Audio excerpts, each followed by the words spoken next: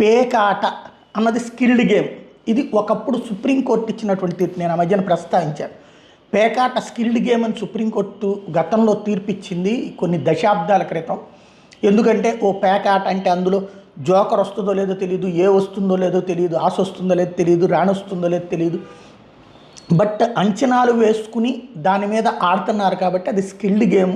కానీ దాన్ని జూదం కింద ఆడకూడదు. అంటే దాన్ని అడ్డు పెట్టుకుని డబ్బులు సంపాదించుకోవడం, పందాలు పై పందాలు కాయకూడదు.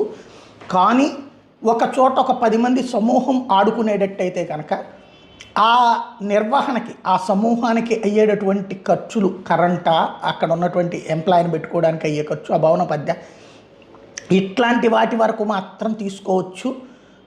అది ఒక కలెక్టివ్ స్కీమ్ కింద ఉండాలి తప్పించి కలెక్షన్ స్కీమ్ కింద ఉండకూడదంటూ సుప్రీంకోర్టు గతంలో తీర్పు ఇచ్చింది. అయితే ఈ తీర్పులోని 2వ పార్ట్ తీసేసి మొదటి